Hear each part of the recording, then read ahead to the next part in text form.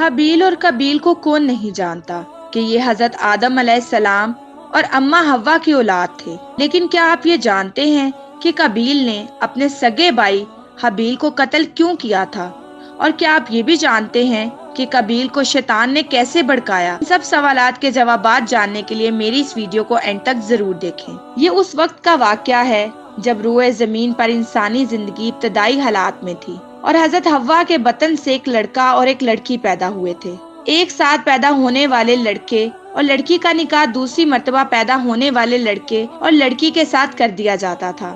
حابیل اور قابیل یہ دونوں حضرت آدم علیہ السلام کے بیٹے ہیں۔ جب یہ جوان ہوئے تو دستور کے مطابق حضرت آدم علیہ السلام نے قابیل کا نکاح غازہ کے ساتھ جو حابیل کے ساتھ پیدا ہوئی تھی کرنا چاہا، تو قابیل اس بات پر رضامند نہیں ہوا کیونکہ اکلیمہ غازہ کے مقابلے میں زیادہ خوبصورت تھی جو قابیل کے ساتھ پیدا ہوئی تھی۔ حضرت آدم علیہ السلام نے قابیل کو سمجھایا کہ یہ اللہ کا حکم ہے، لہٰذا تم یہ بات مان لو، اکلیمہ تمہارے ساتھ پیدا ہوئی ہے اس لیے وہ تیری بہن ہے، اس کے ساتھ تیرا نکاح نہیں ہو سکتا۔ مگر قابیل اپنی بات پر اڑا رہا۔ بالآخر حضرت آدم علیہ السلام نے ان دونوں بھائیوں کو حکم دیا کہ تم دونوں اپنی اپنی قربانی اللہ کے حضور میں پیش کرو، جس کی قربانی مقبول ہوگی وہی اکلیمہ سے نکاح کا حقدار ہوگا۔ اس زمانے میں قربانی کی مقبولیت کی علامت یہ تھی کہ لوگ اپنی قربانیاں پہاڑ پر رکھ دیتے تھے اور آسمان سے آگ آ کر انہیں کھا جاتی تھی۔ قابیل کھیتی باڑی کرتا تھا اور حابیل جانور پالتا تھا، چنانچہ قابیل نے گندم کی بالیاں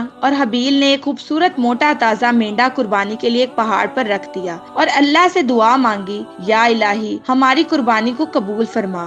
آسمان سے آگ آئی اور اس نے حابیل کی قربانی کو کھا لیا اور قابیل کی قربانی قبول نہیں ہوئی، جس سے قابیل کے دل میں حابیل کے لیے غصہ، حسد اور بغض پیدا ہو گیا اور وہ حابیل سے کہنے لگا کہ میں تجھے مار ڈالوں گا کیونکہ تیری قربانی قبول ہو گئی ہے۔ حابیل نے قابیل سے کہا، اللہ تعالیٰ پرہیزگاروں کی قربانی قبول کرتا ہے، اگر تو میرے قتل کے لیے مجھ پر ہاتھ اٹھائے گا تو میں تجھ پر ہاتھ نہیں اٹھاؤں گا کیونکہ میں اللہ سے ڈرتا ہوں۔ قربانی دے کر دونوں بھائی حضرت آدم علیہ السلام کے پاس آئے۔ آدم علیہ السلام نے فرمایا، اے قابیل تیری بہن اکلیمہ اب حابیل پر حلال ہوئی ہے اور تجھ پر حرام۔ قابیل اب مایوس ہو چکا تھا کہ اکلیمہ اس کے نکاح میں نہیں آ سکتی، اس لیے وہ حابیل کو مارنے کی تدبیر میں رہنے لگا۔ اس دوران آدم علیہ السلام جب مکہ چلے گئے تو ایک دن قابیل نے دیکھا کہ حابیل سو رہا ہے تو سوچنے لگا کہ اسے کس طرح سے ماروں، کیونکہ اس زمانے تک کسی نے کسی کو نہیں مارا تھا۔ جب شیطان نے دیکھا کہ اسے قتل کرنے کا طریقہ نہیں آتا تو اس لعین نے ایک جانور پکڑا اور اس کا سر ایک پتھر پر رکھ کر دوسرا پتھر زور سے اس کے سر پر دے مارا، جس سے وہ جانور اسی وقت مر گیا۔ یہ ترکیب دیکھ کر قابیل نے اپنے بھائی حابیل کے ساتھ یہی کیا اور زمین پر سے ایک پتھر اٹھا کر حابیل کے سر پر دے مارا اور اپنے بے گناہ بھائی حابیل کو قتل کر دیا۔ حابیل کے قتل کے بعد قابیل یہ سوچ کر بے حد پریشان ہوا کہ اب اس لاش کا کیا کرے۔ یہ روئے زمین پر کسی انسان کا یہ پہلا قتل تھا کیونکہ اس سے پہلے کوئی آدمی مرا ہی نہیں تھا، اس لیے قابیل حیران و پریشان تھا کہ بھائی کی لاش کو کیا کروں۔ چنانچہ وہ کئی روز تک بھائی کی لاش کو اپنی پیٹھ پر لاد کر پھرتا رہا۔ اللہ تعالیٰ کو اپنے اس نیک بندے کی لاش کی بے حرمتی منظور نہ تھی، چنانچہ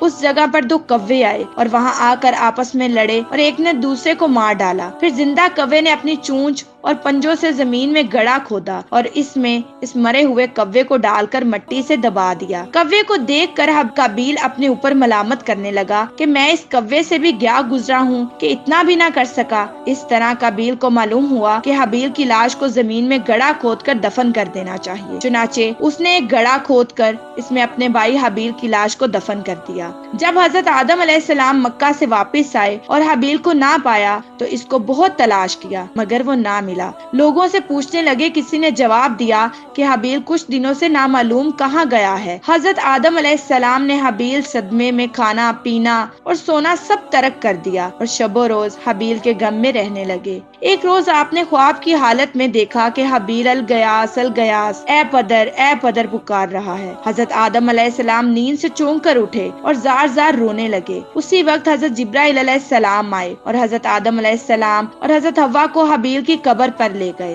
حضرت آدم علیہ السلام اور حضرت حوا نے قبر کھود کر حابیل کو دیکھا کہ اس کا مغز نکلا ہوا ہے اور وہ خون سے آلودہ ہو رہا ہے۔ یہ حال دیکھ کر آپ دونوں بہت روئے اور حابیل کی لاش کو ایک تابوت میں بند کر کے اپنے مکان میں لا کر دفن کر دیا۔ اس وقت آپ کے 120 بیٹے تھے، جن میں سے سوائے حابیل کے کوئی بھی نہیں مرا تھا۔ روایت میں ہے کہ جب حابیل قتل ہو گئے تو 7 دن تک زمین میں زلزلہ رہا۔ حابیل جو بہت خوبصورت تھا، بائی کا خون بہاتے ہی اس کا چہرہ بالکل سیاہ اور بدصورت ہو گیا۔ آدم علیہ السلام نے قابیل کو اپنے دربار سے نکال دیا اور وہ یمن کی سرزمین عدن میں چلا گیا۔ وہاں ابلیس اس کے پاس آ کر کہنے لگا کہ حابیل کی قربانی کو آگ نے اس لیے کھا لیا تھا کہ وہ آگ کی پوجا کرتا تھا، لہٰذا تو بھی آگ کی پرستش کیا کر۔ چنانچہ قابیل پہلا شخص ہے جس نے آگ کی پرستش کی، اور زمین پر یہ پہلا شخص ہے جس نے اللہ کی نافرمانی کی اور زمین پر خون ناحق کیا۔ یہ وہ پہلا مجرم ہے جو جہنم میں ڈالا جائے گا۔ حدیث میں ہے